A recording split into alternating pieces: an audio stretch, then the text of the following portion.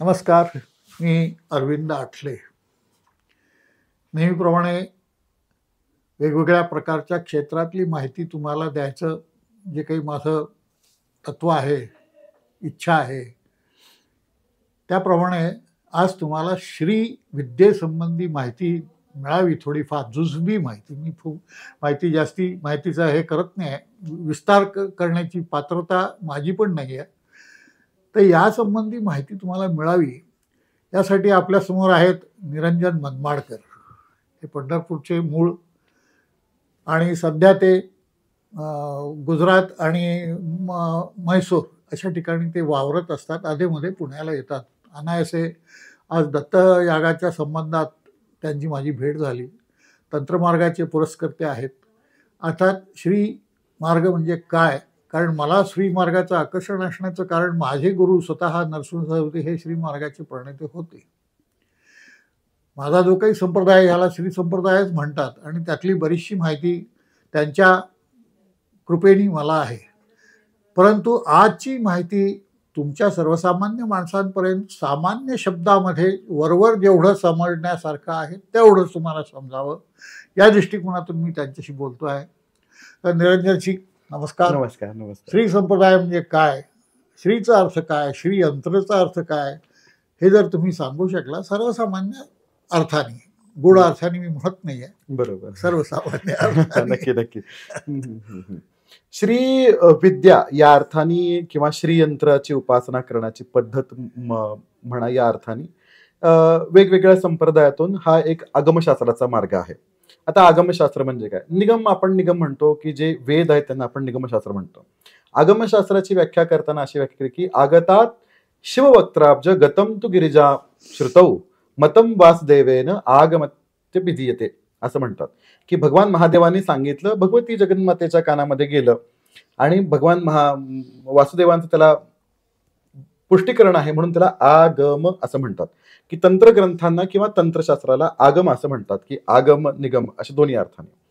मग आगमशास्त्रामध्ये कसं होतं की याच्यामध्ये यंत्रांची पूजा असते की ज्याच्यामध्ये म्हणतात की ते यंत्र म्हणजे देवतेचं स्वरूप आहे असं म्हणतात. तसं श्रीयंत्र हे भगवतीचं स्वरूप आहे.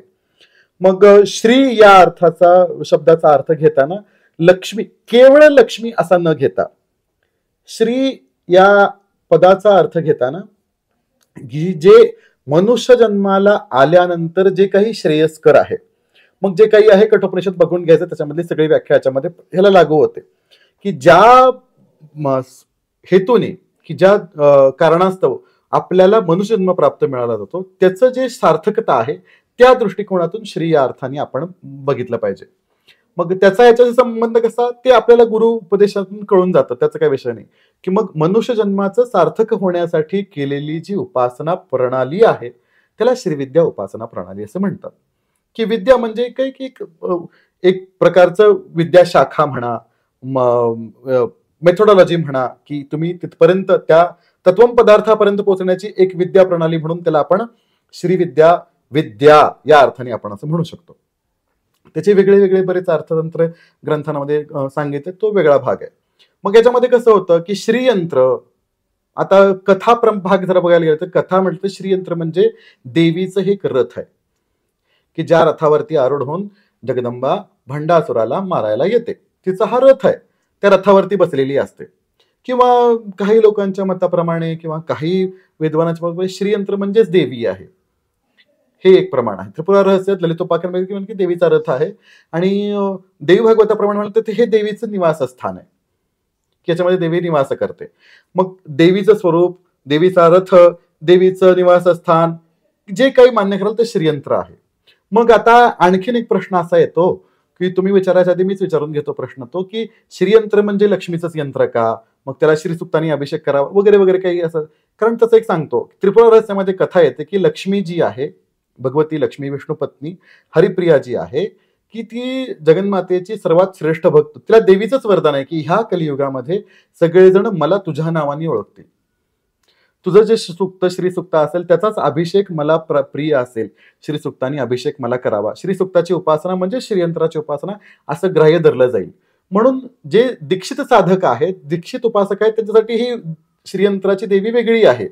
कोणीतरी दुसरी देवी आहे. आपण तसं सर्वसामान्यांसाठी हे लक्ष्मीचंच यंत्र आहे, की ज्या योगे लोक म्हणतात की बाबा घरामध्ये हो अगदी खरं आहे, सुख शांती नांदते वगैरे वगैरे सगळं अगदी योग्य पद्धतीने त्यांनी सांगितलं आहे की. आणि ह्याच्यामध्ये जे काही 143 प्रकारचे वेगवेगळ्या प्रकारच्या ज्या रेषा म्हणा, कोण म्हणा आणि त्रिकोण जे काही होतात त्या संयोगातून म्हणतात की हे विश्वकर्म्याला दिलेलं एक पूर्ण विश्वाचं एक प्रतिबिंब ह्याच्यामध्ये सांगितलं श्रीयंत्र. की मग म्हणतो आपण जे पिंडी ते ब्रह्मांडी आहे, पिंडी ते ब्रह्मांडीचा जो काही पसारा असेल त्या दोन्हीचं संयोजन करण्यासाठी म्हणून श्रीयंत्राची उपासना मुख्यत्वेने सांगितली. बाकी धनच प्राप्त व्हायचं ते त्याच्यात काही वाद नाही, ते अवश्य करावं माणसाने, ते सगळ्यांसाठी ते उपयुक्त आहेच आहे, त्यात काही वाद नाही.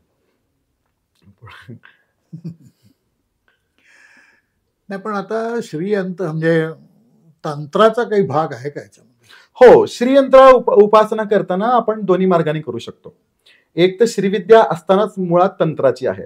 आता तंत्र म्हणजे काय हा फार मोठा प्रश्न आहे. तंत्रचा प्रश्न अर्थ लावताना लोक म्हणतात की तंत्र म्हणजे काय, ते जादूटोणा केला, काहीतरी काळी विद्या, काळी जादू वगैरे असं त्याचं तंत्र. तनोतु विपुलान अर्थान तंत्रमित्य विधीयतान अशी तंत्राची व्याख्या केली जाते की वेगवेगळ्या अंगाचे, वेगवेगळ्या शरीराचे, तनु म्हणजे शरीर ना, मग मंत्रांचे म्हणा, विविध विषयांचे म्हणा, विविध प्रकारच्या विषयांचे केलेले जे विश्लेषण आहे त्याला तंत्र असं म्हणायचं.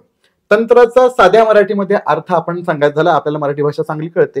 टेक्निक जर म्हटलं हे की नाही, मराठी शब्द लगेच लक्षात येतात लोकांच्या. टेक्निक म्हणजे तंत्र, की जसं एखादी गोष्ट कशा प्रकारे करावी, गाडी कशा प्रकारे चालवावी, त्याला तंत्र म्हणते. तंत्र या अर्थाने होतं.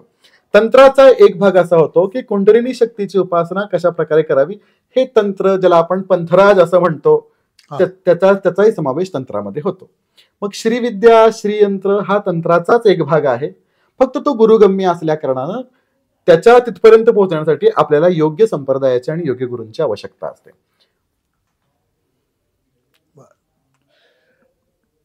आता प्रश्न, सर्वसामान्य माणसाच्या मनात तंत्र याविषयी एक प्रकारची भीती आहे. बरोबर. कारण जसं शाक्त लोकांनी तंत्र पार बिघडवून टाकलं मधल्या काळामध्ये, सगळा समाज, म्हणजे तुकारामालाही शेवटी शाक्त गधळा वगैरे असं म्हणावं लागलं. बरोबर. आणि त्याचा निषेध तुकारामांनी केला, कारण त्या काळात कदाचित शाक्त पंथाचं वाईट स्वरूपात प्राप्त झालेलं होतं. बरोबर. आज काय स्थिती आहे? आजही बघायला गेलं तर शाक्त उपासना महाराष्ट्रातून तुकाराम महाराजांच्या अभंगांमुळे म्हणा, नाथ महाराजांच्या भारुडांमुळे म्हणा, जनाबाईंच्या, मुक्ताबाईंच्या काही त्यांच्या ह्याच्यामुळे निषेधामुळे ते महाराष्ट्रातून पूर्णतः हद्दपार झालेलं आहे. पण तंत्रामध्ये कसं असतं की तंत्र उपासनेमध्ये आचार नावाचा एक प्रकार असतो की ज्याला आपण दक्षिणाचार म्हणतो, समयाचार म्हणतो, ज्याला आपण कौलाचार म्हणतो, मिश्राचार म्हणतो. दक्षिणाचार म्हणजे काय की जे वाम दक्षिण, वामाचार, जे वाम आहे की जे योग्य नाही, त्याला आपण सर्वसामान्यांसाठी जे योग्य नाही त्याला वामाचार म्हणतो. दक्षिणाचार म्हणजे प्रत्येकाने करावं, दही दुधाने अभिषेक घालावा श्रीयंत्राला. मग श्रीयंत्राची उपासना करणारे बंगालमध्ये म्हणा, आसाममध्ये म्हणा, दक्षिणेत म्हणा, काही वामाचारी संप्रदाय पण आहेत, आजही आहेत. फक्त एवढंच आहे की तुकाराम महाराजांनी जी टीका शाक्त वरती केली, ते जे शाक्त होते ते वामाचारी शाक्त होते, की ज्यांच्यामुळं समाजाची जी व्यवस्था होती ती बिघडून गेलेली होती, त्यामुळे त्या वामाचारी शक्तांवरती टीका केलेली होती त्यांनी. पण याच्यामध्ये एक असा मुद्दा येतो की वामाचाराचा अधिकारी प्रत्येक व्यक्ती नसतो, किंवा वामाचार हा प्रत्येकासाठी नसतोच. असं आहे की मी सांगतो की बाबा तुम्हाला जर तलवारीवरून जर चालायचं असेल तर कसं चालू शकाल तुम्ही? पाय पण नाही हे झाला पाहिजे, रक्त नाही आलं पाहिजे, आणि तुम्ही रस्ता पण पुढे हे केला पाहिजे. असा त्या वामाचाराचा अर्थ त्याच्यामध्ये होतो. पण मग शब्दशः अर्थ घ्यायचा का गूढार्थ घ्यायचा, हा मुद्दा इथं थोडी गडबड झाल्यामुळं आपल्याकडून ही विद्या गेलेली आहे. बाकी सगळं जे पंचमकार म्हणतात, मध्य आणि या प्रकारचे जे 5 मकार आहेत ते त्याच्यात वापरले जातात, अशी एक सामान्य माणसाची भूमिका झालेली आहे की जी चुकीची आहे. बरोबर. खरा हा जो काही आहे तंत्रमार्ग हा वीरांसाठी आहे, ज्याचा मनावर पूर्ण नियंत्रण आहे, त्यांनीच तो वापरावा. उल्लेख शास्त्रामध्ये असताना काही इतर लोकांच्या हातात ते शास्त्र गेल्यामुळे मधल्या काळात ती गडबड झाली असेल. हम्म. वस्तुस्थितीमध्ये मूळ तंत्रमार्ग हा अजिबात चुकीचा नाही. स्वतः रामकृष्ण परमहंस अगदी. ब्राह्मणी त्यांची गुरु होती, हम्म. ते सुद्धा तंत्रशास्त्र शिकले. त्यातून अगदी, अगदी. निषिद्ध अर्थ असतं तर ते त्याच्यात पडले नसते. बरोबर. तर यासंबंधी तुम्ही आणखीन खोलात थोडं काही सांगण्याची हे आहे तर तंत्राचं कसं होतं माहितीये का? तंत्राचा अर्थ मूळतः कुंडलिनी उपासनेशी संलग्न आहे. आता कुंडलिनी म्हणतो की ज्यावेळेला कुंडलिनी वरती जाते आणि सहस्रारामध्ये असणाऱ्या शिवाशी जेव्हा ऐक्य पावते, तेव्हा तिथं असणारे जे अमृत आहे ते जेव्हा खाली स्रावतं, त्या स्रवणाऱ्या अमृतालाच मध्य असं म्हटलंय. हे तुमचे 2 डोळे, हेच तुमचे मुख्य मीन आहेत, हे 2 मासे आहेत. ह्या 2 डोळ्यांचं सेवन तुम्हाला करायचं. कारण हे जे बाहेर बघतायत हे मासे, ह्या मास्यांना आतमध्ये बघायला सांगायचं. कारण ते चंचल आहेत, मनासारखे चंचल आहेत. डोळ्यांना सदा इकडे तिकडे पाहण्याची, हा काय करतोय तो काय करतोय अशी करण्याची अत्यंत वाईट सवय असते. डोळे सगळं बघतात, फक्त स्वतःला बघत नाही, अशी डोळ्यांची. म्हणून ते मी आणि आपल्या शरीरामध्ये साधकाला जर शरीरामध्ये बसताना पोटामध्ये जर भरपूर मांस असेल, इथं हे मांस असेल, तर त्या देवीला मांस खायलाच पाहिजे. ऊर्ध्व केशी भ्रूपाक्षी मांस शोणीत भक्षणे असं म्हटलंय. ती जेव्हा शक्ती जेव्हा वरती वरती जाते उपासना करताना, ती साधकाचं हे कर्म खात खात खात हे मांस तिला द्यायचं आहे. हे ह्या प्रकारची हे आहे. आणि कुठं 5वा मकार जिथं मैथुन ज्याला म्हटलं, ते इथं शक्तीचं होणारं जे शिवशक्तीचं जे ऐक्य आहे त्याला हे म्हटलेलं आहे. असं आहे ते. मग तुम्ही मला एक सांगा, पतंजली योगामध्ये असेल किंवा कुठल्याही योग मार्गामध्ये असेल, कोणताही संप्रदाय असेल, त्याचे जे संस्थापक आचार्य आहेत त्यांच्याच तोडीचा दुसरा उत्तराधिकारी तसा प्रत्येक संप्रदायामध्ये आजपर्यंत झालेला आहे का? मग ही व्यक्तिपरत्वे, व्यक्तिसापेक्षता ह्याच्यामध्ये येते. मग त्याच्यामध्ये प्रत्येक व्यक्तीचं कर्म वेगळं येतं, प्रत्येक व्यक्तीचं अधिकार वेगळा येतो, प्रत्येक व्यक्तीची ग्रहण करण्याची, धारण करण्याची, आकलन करण्याची क्षमता वेगळी वेगळी असते. आणि सर्वात महत्वाचं, गुरूंनी जरी मापटं तुमच्या पदरात टाकलं, पण तुमचं हे प्राक्तन जे आहे तेच जर तुम्हाला स्वीकार्य करू देत नसेल, तुम्ही काय करणार? त्यामुळं तंत्रमार्ग जो आहे किंवा श्रीविद्या उपासना म्हणा, सगळ्यांसाठी नाही, सर्वांनी ती करूच नाहीये आपलं. आणि आज नेमकं हीच शोकांतिका होऊन बसलेली आहे की प्रत्येकाला दाखवण्यासाठी म्हणून, दिखावेगिरी करण्यासाठी म्हणून आज प्रत्येकाला घरामध्ये ललित सहस्रनाम लावायचं आहे, ललिता त्रिशती. वास्तविक पाहता त्याचा अधिकार सर्वांना नाहीये. शिष्य असेल, मंत्रोपदेश प्राप्त असेल तरच ललिता सहस्रनाम करायचं आहे. आज सगळेजण सताड करतात. हो, हा शेवटी ज्याचा वैयक्तिक प्रश्न आहे, सगळ्यांसाठी नाहीच आहे. पण त्याबरोबर गेल्यानंतर येणारे जे कर्माचे विपाक होतात किंवा काही प्रतिकूल घटना घडतात, ते म्हणतो बघा आम्ही देवीचं केल्यामुळे आम्हाला हे असं भोगावं लागलं. मग असंही परत असंही होऊ शकतं. मग कसं होतं की योग्य गुरूंकडून योग्य वेळ आल्याच्या नंतर तुम्ही दीक्षा व्यवस्थित घेऊन, त्याचं समजून घेऊन, त्याचा योगार्थ गूढार्थ समजून घेऊन तुम्ही जर साधना केली तर फक्त वरचाच अर्थ घेतात. एक्झॅक्टली हा वरचा घ्यायचा नाही, बिटवीन दी लाईन्स आपल्याला ग्रहण करता आलं पाहिजे. श्रीविद्या हा असा विषय आहे की ज्याच्यामध्ये तुम्हाला अत्यंत सूक्ष्म मार्गदर्शनाची आवश्यकता आहे. नुसतं असं नाही की बाबा तुम्ही एवढे पैसे भरले की तुम्हाला मंत्र मिळाला, की एवढी दीक्षा दिली की तुम्हाला हे मिळालं की ते श्रीविद्या अशा लोकांपासून श्रीविद्या अत्यंत कोसो दूर असते.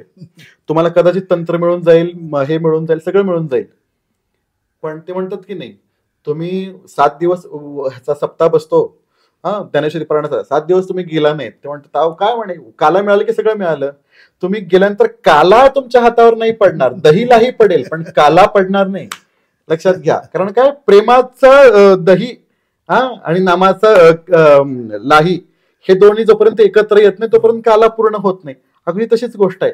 तुम्हाला नोट्स मिळतील, सगळं अगदी अप टू डेट मिळेल, सगळं व्यवस्थित छान पैसे फेको तमाशा देखो, पण ज्ञान मिळणार नाही, विद्या प्राप्त होणार. थोडक्यात श्रीविद्या म्हणजे स्वतःला विसरण्याची कला असं म्हणायचं आहे का तुम्हाला? स्वतःला विसरण्याची कला म्हणण्यापेक्षा स्वतःला व्यवस्थितपणे जाणण्याची कला म्हणायचं असं म्हणलं तर जास्त होईल. मी कोण आहे, मी काय करतो आहे आणि मी काय करायला पाहिजे आणि काय करायला नाही पाहिजे असं म्हणलं तरी हरकत नाही. त्याच्यामध्ये कर्मकांडाचा भाग भरपूर आहे. कारण कसं असतं की हे बघा, आपण कितीही प्रयत्न केला शुद्ध किंवा पवित्र होण्याचा, जोपर्यंत हा हाडा मासांचा देह आहे तोपर्यंत आपण अहंकाराचा तो शेवटचा लवलेश जोपर्यंत आहे तोपर्यंत साधना ही आवश्यकच आहे. कधीही तुमचा, जोपर्यंत तुम्ही सिद्ध होत नाही तोपर्यंत तुमचा पाय कधीही घसरण्याची शक्यता नाकारता येत नाही. त्यासाठी म्हणून बाई ग, तुझा अनुग्रह आमच्यावरती होऊ नये म्हणून आम्ही तुझी उपासना करतो.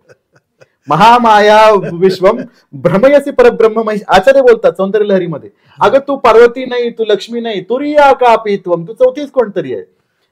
दुरधिगम्य निस्सीम महिमा, डोक्यात सुद्धा येत नाही अशी कोण आहेस तू. महामाये विश्वम भ्रमयसी परब्रह्म. परब्रह्माची तू असणारी आल्हादनी शक्ती, त्याच्या इतकीच व्यापक असणारी तू ही महामाया, ही श्रीविद्या अशी आहे. पण शंकराचार्य 4-5व्या वर्षी त्यांनी हे सौंदर्य लहरी लिहिलं. बरोबर. तर याचा काय आपण अर्थ कसा काय लावायचा की एवढ्या छोट्या वयामध्ये कसलीच समज नसते ह्याला, अशा ह्याच्यात ते इतकं स्तोत्र जे आज भल्या भल्या विद्वानांना समजत नाही, बरोबर बरोबर, असं स्तोत्र ते कसे काय लिहू शकले. त्याचं कारण असं आहे की काही लोक म्हणतात की आचार्यांचे वडील जेव्हा होते तर ते अगदी नामदेव महाराजांसारखी कथा आहे अशी. ही मला माहित नाही ह्याचं म्हणजे प्रमाण, कारण आपल्याकडे असं ठोस असं चरित्राचं प्रमाण नाहीये, पण ही कथा अशी आहे की आचार्यांचे वडील जे होते तिथं त्यांच्या गावामध्ये देवीचं मंदिर होतं, त्या देवीच्या तिथं नैवेद्य घेऊन जायचं. अगदी नामदेव महाराजांसारखी कथा त्यांची की आचार्य नैवेद्य घेऊन गेले त्या दिवशी की वडील नाही म्हणून मी तू का गो तू माझ्या हातचं जेवत नाहीस का. अगदी त्याच वेळेला की ते द्रविड शेवटच्या शतकामध्ये आचार्य बोलतात सौंदर्य लहरीमध्ये शेवटच्या श्लोकांमध्ये की मी हा आलो आणि तू असं म्हणतो. त्यावेळेला ते असं म्हणतात ज्याप्रमाणे कालिदासाच्या जिभेवरती स्वतः भगवती मातंगिनींनी लिहिलं त्याप्रमाणे आचार्यांच्या ह्याच्यावरती भगवतीचंच वरदान होतं की त्याच्यामध्ये त्या प्रत्येक श्लोकाचं एक वेगळं यंत्र आहे, प्रत्येक श्लोकाची एक उपासना पद्धती आहे, प्रत्येक श्लोकातून निघणारं तत्व पण वेगळं आहे, कारण त्याच्यामध्ये तिचा संकल्प आहे. सौंदर्य लहरी, सौंदर्य लहरी जसं एक स्तोत्र आहे, सौंदर्य लहरी तशीच संन्यासी लोकांची एक उपासना पद्धती आहे की त्याला सौंदर्य लहरी साधना म्हणतात. की ती साधना सगळ्यांना माहिती असते असं नाही, सौंदर्य लहरीचा पाठ सगळेजण करतात, पण त्याची एक उपासना पद्धती आहे सौंदर्य लहरीची की जी तुम्हाला महाषोडशी उपदेशाच्या वेळेला शिकवली जाते की त्या दरम्यानच्या काळात की ती, आणि पण ती साधना जी आहे ती तुमच्या आत्मउन्नतीसाठी आहे. सौंदर्य लहरी मी माझे एक मित्र म्हणत असत, अतिशय सुंदर, इतके त्याचे स्वर छान आहेत. हो हो, की एकावर एक एका पाठोपाठ एक जे असं मन गुंतून जातं त्याच्यावर. शिवशक्त्या युक्तो यदि फारच सुंदर आहे. पण हा त्यातला तसं ऐकताना आज जे टीव्हीवर ह्याच्यावर युट्यूब किंवा ह्याच्यावर जे लोक म्हणतात त्यांच्यात ती मजा नाही. ती जे प्रत्यक्ष ऐकणं आणि एखादं रेकॉर्डिंग ऐकणं यात फार फरक आहे. कसं होतं शेवटी तुमच्याकडे आवाज सुंदर असेल, तुमच्याकडे म्युझिक चांगला असेल, पण जर भाव नसेल आणि प्रेम मनामध्ये नसेल तर ती शक्ती येणारच नाही. असं ऋणू सारखं इतकं सुंदर ते आहे.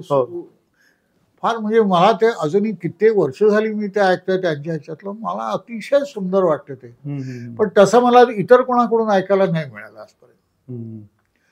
प्रत्येकाची उपासना, त्याची अवस्था आणि त्याचं भगवती प्रती असणारं प्रेम हेच कारण आहे की आचार्यांनी त्यांच्या सर्व शिष्यांना सर्वही मठांमध्ये चंद्रमौलीश्वराबरोबर श्रीयंत्राची उपासना, प्रवृत्ती मार्गाची उपासना, अजिबात निवृत्ती मार्गाची करत असतील त्याच्याबद्दल मला काही म्हणायचं नाही, पण आवरण पूजा श्रीयंत्राचे, प्रत्येक आवरणाच्या देवाची पूजा करायची म्हणजे सक्ती, कंपल्शन जे आचार्यांनी, आदि शंकराचार्यांनी सगळ्या शंकराचार्यांना घालून दिलं, त्याचं कारणच हे आहे की ही श्रीविद्या आहे अनिवार्य आहे. कलियुगामध्ये तर आवश्यकच आहे.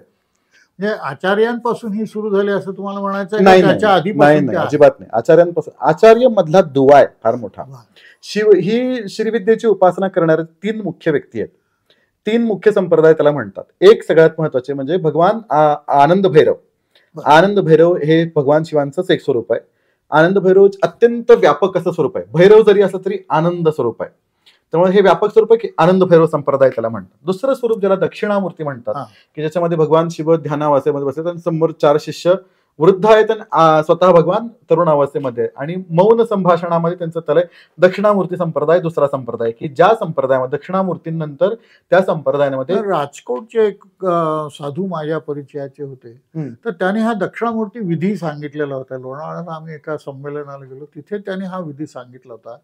तर हा दक्षिणामूर्ती ज्यांना गुरुची प्राप्ती नसते त्यांच्यासाठी हा दक्षिणामूर्ती विधी सांगितलेला आहे की त्यातून तुम्ही शोधा, आपोआप तुमच्या मागे गुरु चालत. त्याचं कारण असं आहे की दक्षिणामूर्तीनंतर त्या संप्रदायामध्ये दुसरे येणारे म्हणजे दत्तात्रय भगवान, आणि दत्तात्रयानंतर येणार तिसरे म्हणजे रेणुकानंदन, भार्गव परशुराम तिसरे.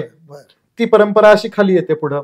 आणि तिसरा संप्रदाय जो आहे की तो फार मर्यादित लोकांपुरता आहे, की जे हयग्रीव संप्रदाय म्हणतात, की भगवान हयग्रीवांनी अगस्त्य महामुनींना जे ज्ञान दिलं ललितोपाख्यान, त्या संप्रदायातून दुर्वासा महामुनींचं जे तत्व येतं, दुर्वासांपासून जो संप्रदाय खाली, तर तो हयग्रीव. मग त्यामुळे आदि शिवांपासून ते आतापर्यंतच्या गुरूंपर्यंत ही परंपरा तशीच अबाधित आहे. म्हणजे सध्या अशी परंपरा आपल्याकडे आहे का? अशी आपल्या महाराष्ट्रात आहे, कर्नाटकात आहेत, तामिळनाडूमध्ये आहेत, काही गुरु आहेत असे. हा, की त्यांच्याकडे त्यांच्या म्हणजे आदि शिवांपासून आतापर्यंतचे त्यांचे रेकॉर्ड्स आहेत त्याच्याकडे. म्हणजे आधी शुद्ध स्वरूपात हा संप्रदाय आहे. लोकांनी बाजार मांडला बाहेरच्या काही आहे, पण जी लोक प्रसारात नाही, प्रकाशात नाही, अशीही व्यक्ती काही आहेत की जे अत्यंत निष्ठावान साधन करतात, अत्यंत गुप्त साधना करतात आणि खूप त्यांचं भगवतीच्या त्या ह्याच्याबद्दलचा अधिकारही त्यांचा तेवढा आहे आणि ते ज्ञान बाहेर त्यांचं अजिबात बाहेर पडलेलं नाहीच आहे अजून. पण त्यांचं तुम्हाला नाव तरी कळालं तरी नशीब म्हणायचं. अशीही काही व्यक्ती आहेत आपल्या महाराष्ट्रामध्ये आहेत आणि महाराष्ट्राच्या बाहेर पण आहेत. कारण यांना प्रचार करण्याची गरजच नाही. एक्झॅक्टली. तो सिन्सिअरपणे स्वतः वागेल, आचरण करेल आणि ह्या लोकांकडेच खरी विद्या येते आणि देवी विद्या स्वतः त्यांचं रक्षण करते आणि त्यांना ते सगळं ज्ञान प्रदान पण करते. तर देवी भागवताचा याचा काही संबंध आहे का? देवी भागवतामध्ये सांकेतिक भाषेमध्ये श्रीविद्या येते, पण प्रत्यक्ष येत नाही. देवी भागवत पूर्णतः वैदिक आहे. त्याच्यामध्ये गायत्रीचं तत्व आहे सगळं, गायत्रीची उपासना, गायत्री सहस्रनाम वगैरे वगैरे सगळं त्याच्यामध्ये येतं. म्हणजे गायत्री म्हणजे वैदिक आणि श्री हे दोन्ही वेगळे आहेत का तसे काही? तसं बघायला गेलं तर भास्कर रायांनी गायत्री मंत्राचा आणि श्रीविद्या मंत्राचा संबंध बरोबर घालून दिलाय वरिवास्या रहस्यामध्ये. दोन्ही मंत्र कसे जवळपास एक, म्हणजे गायत्री कोणती, त्रिपदा की चतुष्पदा गायत्री, हा पण विचार करायचा भाग आहे. कारण सर्वसामान्यांना दिलेली जर त्रिपदा गायत्री म्हणजे जर श्रीविद्या असेल तर मग थोडं अवघड आहे ना, मग परत ते कॉमनच झालं. पण आता आमच्या संप्रदायामध्ये पंचपदी गायत्री चालते. मग ती महाषोडशी उपासना झाली. पण मग पंचपदी गायत्री चालते, मग पंचपदी गायत्रीचा उपदेश सर्वांना केला जातो का? साठी त्यांनी त्रिपदीच सांगितले. एक्झॅक्टली. मग जेव्हा संन्यासांची जी संध्या येते, संन्यासी लोकांची संध्या असते आणि महाषोडशी उपासकांची संध्या असते, दोन्हीमध्ये अत्यंत सूक्ष्म फरक आहे. तो फरक तुम्हाला तिथं गेल्यानंतर कळतो, तो चर्चा करण्याचा विषय नाहीये.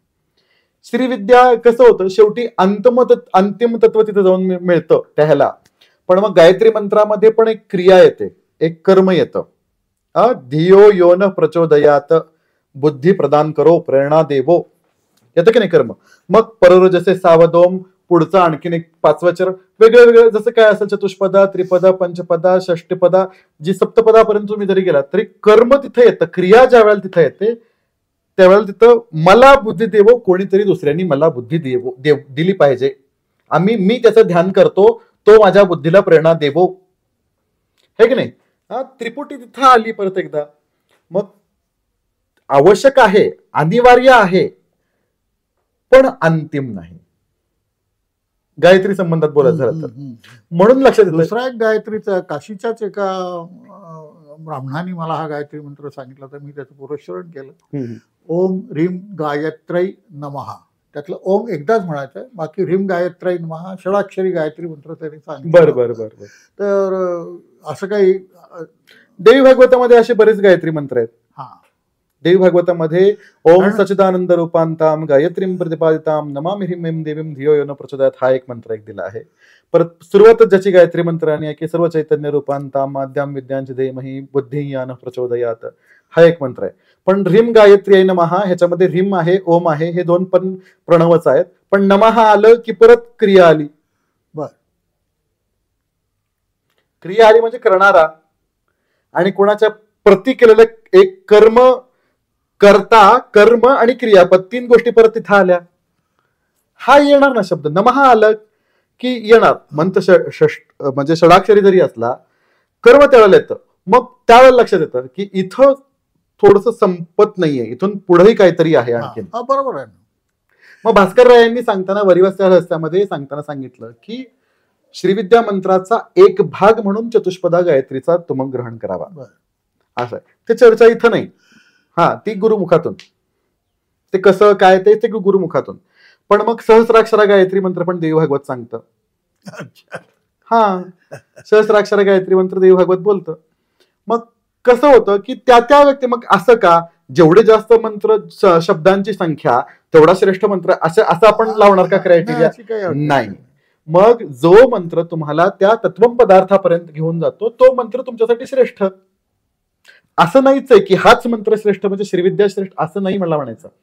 पण वित्तड तत्वचिंतन करून बघा, कुठल्याही देवतेचं नाव नाही, नाव म्हटलं की नामधारण करणारा आला, घेणारा आला, संबोधन आलं, लक्षात घ्या. म्हणून ह्या अवस्थेला प्राप्त होणारा व्यक्ती प्रत्येक अधिकारी असतो असं नाही. म्हणून श्रीविद्या सर्वांसाठी अजिबात नाही. आपण का श्रीविद्या आपल्याला पाहिजे, आपण का श्रीविद्या श्रीयंत, आता हे वास्तूवाले लोक, हे तुमचे श्रीयंत, हे काय ते हे रिडिंग करणार, ह्या लोकांनी हे सगळं करून बाजार मांडून ठेवा, तो भाग सोडून द्या. त्यांना स्वतःलाच माहित नाही, ते दुसऱ्यांना काय सांगणार आहेत ना. तुम्ही घरात श्रीयंत्र ठेवा, सुखशांती नांदेल, नो डाऊट सुखशांती नांदेल, पण सुखशांती नांदेलच म्हणूनच तुम्ही श्रीयंत्र आणणं हे चुकीचं आहे.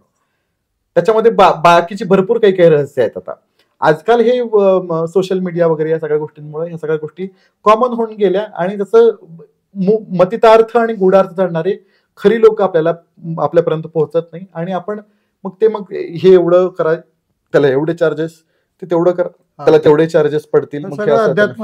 हा, आणि मग ते कसं की आम्ही देतो ते श्रीयंत्र योग्य, तुम्ही देता खरं श्रीयंत्र काय ते कोणालाच माहित नाही, असा प्रकार आहे ते. त्यामुळे मग श्रीयंत्राचं कसं झालं की त्याचं हे बाय प्रोडक्ट आहे. म्हणजे साखर बनवताना कारखान्यामध्ये जशी मळी येते तसे सुखसमृद्धी हे बाय प्रोडक्ट आहे. मुख्य प्रोडक्ट आहे आत्मविद्या, जे तुम्ही तुमच्या स्वतःला जाणून घ्यावं, हेच खरं प्रोडक्ट आहे. या खरा श्रीविद्येचा मुख्य उद्दिष्ट तुम्ही स्वतःला जाणून घ्या आणि तत्वापर्यंत आत्मविद्या मोक्षैक हेतु विद्यासा श्रीविद्येन संशय, हे श्रीविद्या एवढंच आहे फक्त. ह्याच्या व्यतिरिक्त वाहुगा पसारा सगळा माऊलींच्या भाषेत बोला झालं की रूपेण, हे सोडून बाकी असणारं सगळं आहे ते भ्रम आहे, ब्रह्म नव्हे. श्रीविद्या म्हणजे ब्रह्माशी बोलताना तुम्ही माऊलींसंबंधी काही तुम्ही श्लोक सांगितले होते, काही सांगाल का? ज्ञानेश्वर महाराज मुळातच उपासक आहेत. ज्ञानेश्वर महाराजांचे गुरु निवृत्तीनाथ महाराज, आणि ती परंपरेतून येताना ते त्यांचं नाव परंपरेमध्ये आहे. त्यांच्याकडं गुरुकृपेतून त्यांच्यापर्यंत ती विद्या आलेली आहे. अमृतानुभवामध्ये, ज्ञानेश्वरीमध्ये बरेचसे तुम्हाला श्रीविद्येचे प्रमाण बघायला मिळतात. एक सर्वांना मान्य आहे, सर्वांना श्रुत आहे असं एक प्रमाण सांगतो आणि आपण वाणीला विराम देतो. म्हणजे काय असं की 18व्या अध्यायाच्या शेवटी गीता तत्वाचं स्पष्टीकरण देताना आणि पहिल्या अध्यायाच्या सुरुवातीला गीता तत्व म्हणजे काय सांगताना ज्ञानेश्वर महाराजांनी दोन्ही ठिकाणी देवीला मध्ये आणलं. कसं? तै गीता हे सप्तशती, काय म्हणतात, तै गीता हे किती 700 श्लोकांची गीता आहे. तै गीता हे सप्तशती मंत्र प्रतिपाद्य भगवती मोह महिषा मुक्ती आनंदेसे. ही भगवद्गीता दुसरं काय, देवीचं आहे, साक्षात मंत्र प्रतिपाद्य भगवती आहे. कशी आहे? पण कोणत्या महिषासुराला मारलं? मोह महिषा मुक्ती आनंदेसे. पहिल्या अध्यायाच्या 71व्या ओळीमध्ये मौली म्हणतात की काय, की हे गीता तत्व नेणीचे देवी जैसे का स्वरूप तुझे नित्य नूतन, ते म्हणते का त्याच्यामध्ये उपमेय आणि उपमान बघा. त्याच्यामध्ये उपमेय भगवतीचं स्वरूप कसं सांगितलं मौलींनी, उपमेय भगवती स्वरूप, तू देवी जैसे नित्य नूतन, तुझं रूप देवी, तुझं रूप कसं आहे? नित्य नूतन आहे. म्हणजे जी नित्य नूतन आहे, जी सनातन आहे, अशी कशी आहे? तैसे हे गीता तत्व.